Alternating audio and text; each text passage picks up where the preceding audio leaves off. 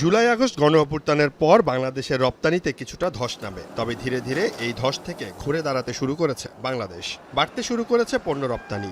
NBR এর তথ্য বলছে গত অক্টোবর ও নভেম্বরে যথাক্রমে 413 ও 411 কোটি ডলারের পণ্য রপ্তানি হয়েছে, আর ডিসেম্বরে রপ্তানি বেড়ে 463 কোটি ডলারে দাঁড়ায়।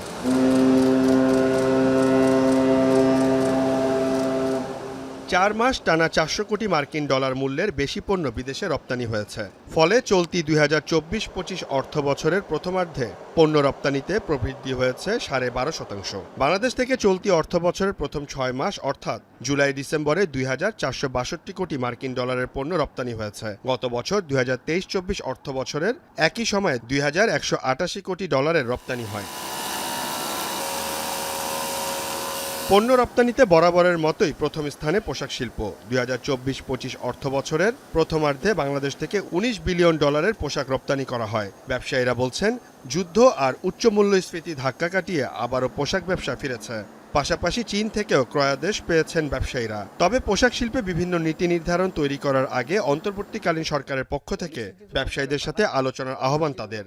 2023-এর বেতন কাঠামো বাস্তবায়ন করতে গিয়ে প্রত্যেকটা ফ্যাক্টরি অলরেডি হোঁচট খাচ্ছে। ক্যাশ ফ্লোতে তার চ্যালেঞ্জ আছে। 2024-এর যে জুলাই আগস্ট পট পরিবর্তনের সময় যে ফ্যাক্টরিগুলো বন্ধ ছিল, সেখানে যে ড্যামেজ হয়েছে, সেখানে ক্যাশ ফ্লোর ব্লিডিং হয়েছে।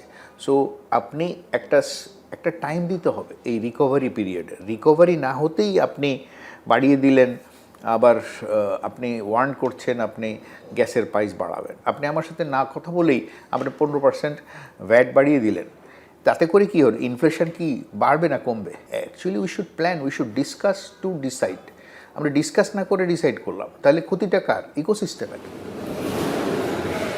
এছাড়াও রপ্তানির সাথে জড়িত বিভিন্ন আমলাতন্ত্র ও দুর্নীতি কিছুটা কমে যাওয়াতে রপ্তানি প্রবৃদ্ধি বেড়েছে বলে মনে করেন ব্যবসায়ীরা। বলেন, আমলাতন্ত্র জটিলতা আরও কমে গেলে এই প্রবৃদ্ধি আরও বৃদ্ধি পাবে। শ্যাডো একটা গ্রে এরিয়া সবসময়ই থাকে, যেই জায়গাটাতে এখন দুর্নীতি কমার কারণে, প্লাস আপনার এখন আমার কাছে মনে হচ্ছে ব্যুরোক্রেসিটা আগের থেকে একটু ইজি, বাট এখনও মানে স্ট্যান্ডার্ড হয় নাই, বাট আগের থেকে একটু মানে ভালো একটা শেপে এসেছে, যার কারণে কিন্তু রপ্তানিটা আমাদের স্মুথলি করতে পারছি।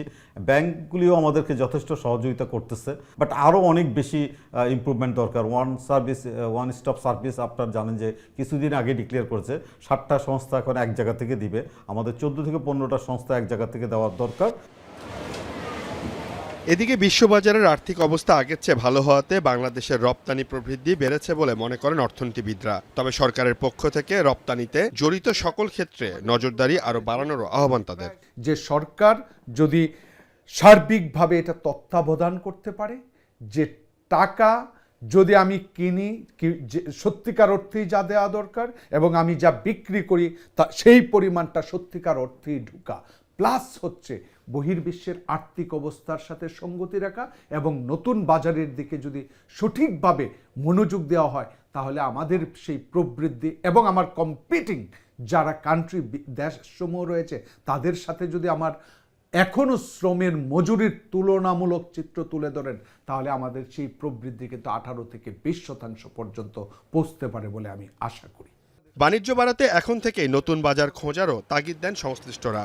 2024 সালে জুলাই আগস্টের প্রভাবে রপ্তানিতে ধস নামে, তবে এরপর টানা 3 মাস 400 কোটি মার্কিন ডলারের বেশি পণ্যের মূল্য রপ্তানির ফলে 2024-25 অর্থ বছরের প্রথমাংশে প্রবৃদ্ধি হয়েছে প্রায় 12.5%।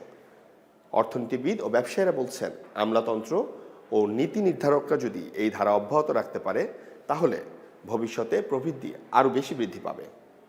সিউল আহমেদ, এখন, Dhaka. Colour expert, George sap এবং মাইল্ড অন হ্যান্ডস টেকনোলজি সমৃদ্ধ অরিক্স ক্রিস্টাল ওয়াশ আপনার লন্ড্রি এক্সপার্ট।